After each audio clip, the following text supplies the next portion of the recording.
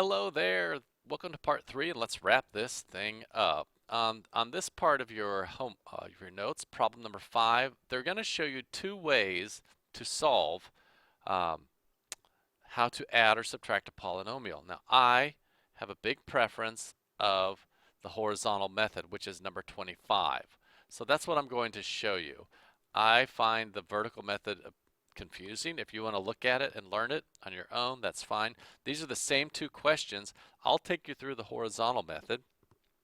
And then if you want to go back and figure out the vertical one just because you want to, that's fine with me. But I think it's easier just to do the horizontal method. I'll show you why here as we work through this problem.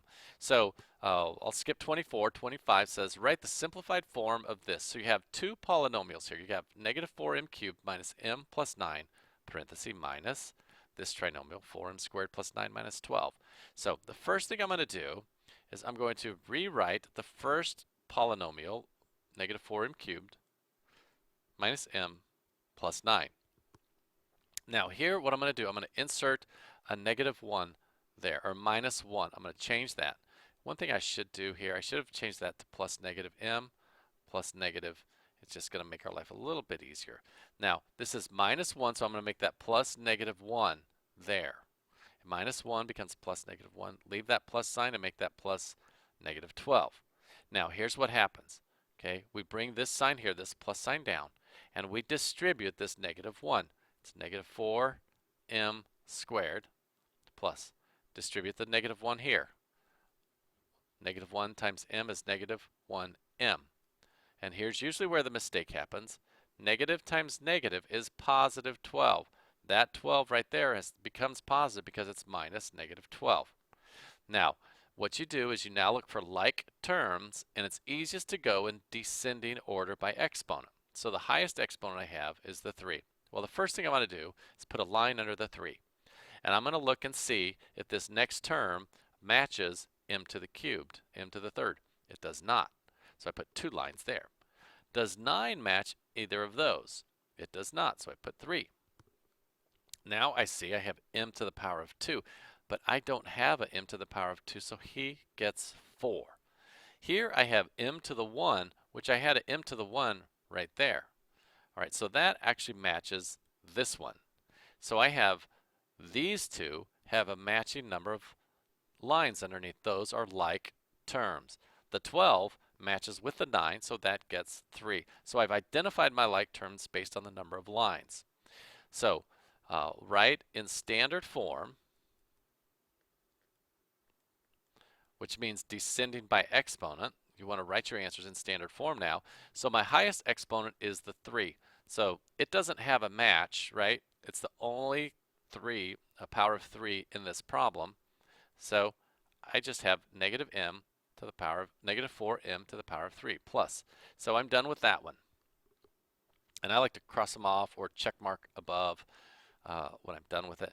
Now I'm going to look for the next highest exponent, which is 2. 2 does not have a match, so it's going to be negative 4m to the power of 2. Use that one. Now I have negative 1m, that was negative 1m to the power of 1. That's not a negative exponent. I think when I change it to plus negative m there, it's negative 1m to the first, negative 1m to the first. So that's negative 2m to the power of 1. Use those two. And then all I have left is 9 plus 12. 9 plus 12 is 21. So there it is, standard form, 3, 2, 1, constant. Right there. That is it simplified, and I think that's the easiest way to add or subtract these polynomials. So with subtraction, you have to make sure that you distribute that negative 1 that's in front of the subtraction sign there. Okay, let's wrap this up. I do want to look at this last little piece here. Do you understand the name of this polynomial based on its degree and number? And like I said, I will talk about this in class with you a little more because it takes some time. All right, let's look at this right here. It says the polynomial has how many terms? It has 1, 2, 3 terms. Terms are separated by plus sign, so it's got 3 terms.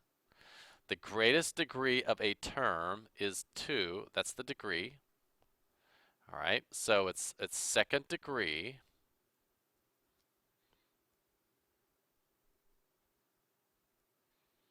and it has 3 terms. Okay, so second degree, the word is quadratic, and the 3 terms is trinomial. So it's a quadratic trinomial. Second degree is quadratic, 3 terms is trinomial right there. So there you have it. All right, so there we are, under 6 minutes. We're done. Bring those notes back to class, and we will get going when I see you next.